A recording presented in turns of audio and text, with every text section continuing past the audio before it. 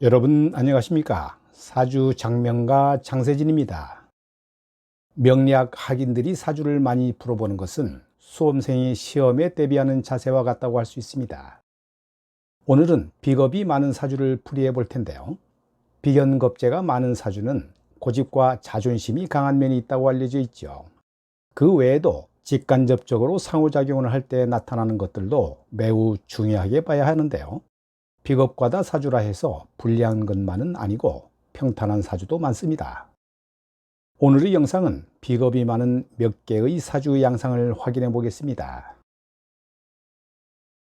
이 명식은 수를 무토인데요. 연간에 신금이 투출해 식신격이 되었고요. 천간에 비견이 있고 지지에 술미형 진술층이 있는 게 특징이며 전체적으로 수가 미약한 메마른 사주입니다.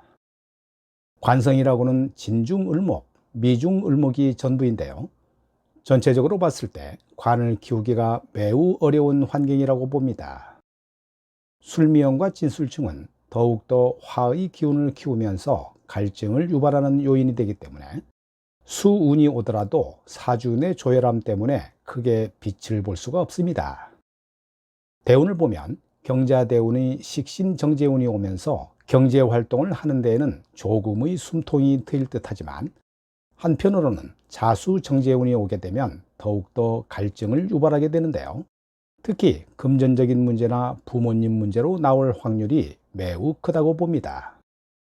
이런 경우는 대부분 부모복이 없어서 가능하면 일찍 독립해서 생활하는 게 좋고 나의 전문 기술을 쓰는 진로를 선택하면 더욱더 좋을 듯합니다. 결혼은 인연에 따라 상당한 기복이 따를 수 있으므로 급하게 서두르지 않는 게 좋고요.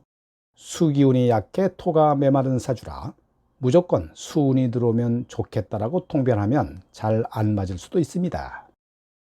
왜냐하면 같은 수운이라도 해수와 자수의 작용이 다르기 때문입니다. 이 명식은 신월에 태어난 을목일간인데요. 천간에 비겁이 있고 지지에 정편관이 있는 게 특징이며 사주가 전체적으로 차가운 가운데 병화평관은 시간에 뿌리 없이 서 있습니다. 직업적으로는 병화상관을 따라가는 일을 할 확률이 높은데요. 정신적인 일에 소질이 있고 예체능 계열, 마케팅, 방송, 언론, 의료계 등을 하게 되면 좋을 듯합니다. 병화상관이 지지에 뿌리가 없어 적극적인 면은 많이 떨어진다고 보고요. 자수태지한 자, 본인의 끼를 드러내는 일이나 상대에게 어필할 수 있는 능력이 상대적으로 약하다고 볼 수 있습니다. 하지만 병화상관이라 폭발하는 상관의 성격은 어느 정도 가지고 있으리라 보고요. 천간에 비겁을 두어 늘 경쟁자와 경쟁을 펼쳐야 하는 운명이고 파이를 나눠 먹어야 하는 사주라 늘 돈 관리에 신경을 써야 할 듯합니다. 무재성 사주라 돈에 대한 개념이 부족할 것 같은데요. 돈에 대해 무덤덤하거나 좀 통이 크다거나 하는 그런 식, 있으면 쓰고 없으면 안 쓰는 식의 성향일 수 있습니다. 이 명식은 신월 경금으로 비겁이 주를 이루고 있는데요. 월간 병화평관이 좋아 보이지만 뿌리 없이 서 있는 데다가 연간 신금겁재와 합을 이루고 있습니다. 시간의 을목정제도 일간과 합을 하지만 지지에 통근을 하지 못한 채 무근으로 서 있는데요. 사주 전체가 비겁으로 둘러싸여 있어 종격으로 볼 수도 있습니다. 월간 병화평관은 나와는 유정하지 못한 관계로 겁재와 합을 해서 불미한데요. 언제든지 문제를 일으킬 만한 소지를 안고 있습니다. 남자를 만나도 내 것이 아닌 남의 것을 그리워해야 하는 경우도 있고 잘 만나다가 겁재의 방해로 헤어지기도 하는데요. 아무튼 나의 배우자 관으로 쓰기에는 이래저래 부담이 많지만 그래도 내가 기댈 수 있는 것은 병화밖에는 없습니다.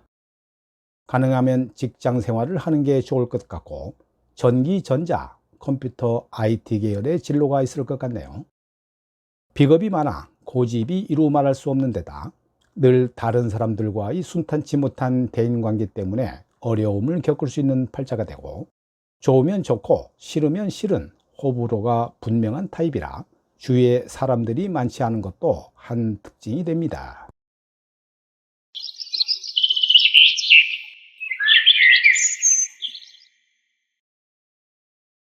이 명식은 인월을목일간인데요. 이렇게 픽업이 많으면 항상 주머니가 가벼워질 수 있습니다.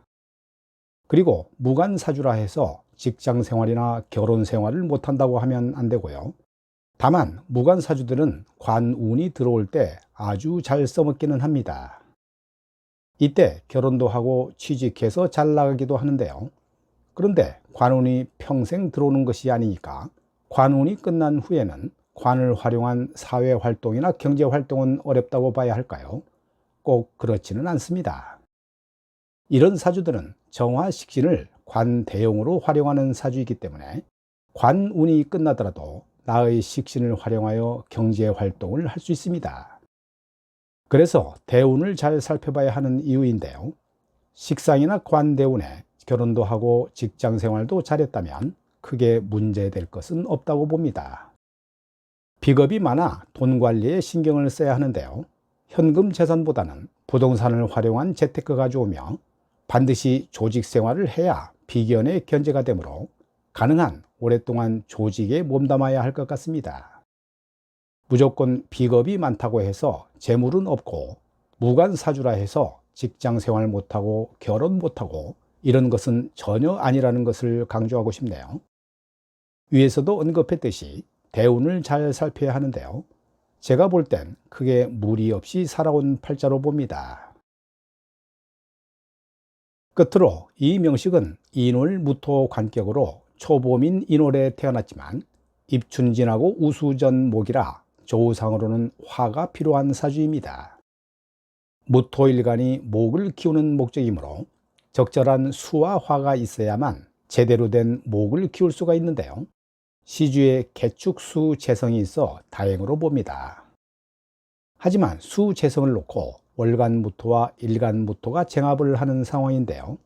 이 무토를 제압하는 간목이 천간에 드러나지 않아 픽업을 다스릴 수 있는 힘이 약하지만 그래도 을목이라도 있어서 다행입니다. 나의 재를 놓고 월간 무토와 경쟁을 해야 하니까 돈 벌기가 수월치 않고 번다 하더라도 늘 빼앗기는 형상이 돼서 돈이 잘 모이지 않는 게 특징입니다. 이 사주에서는 월간 무토를 내 부모로도 보는데요. 내 부모는 늘 내 돈을 갈취하는 픽업이 돼서 평생 나를 힘들게 하는 대상이 됩니다. 돈을 벌면 차라리 부동산에 투자하는 게 가장 현명한 방법이 될 것 같네요. 오늘 준비한 영상은 여기까지고요. 시청해 주셔서 대단히 감사합니다.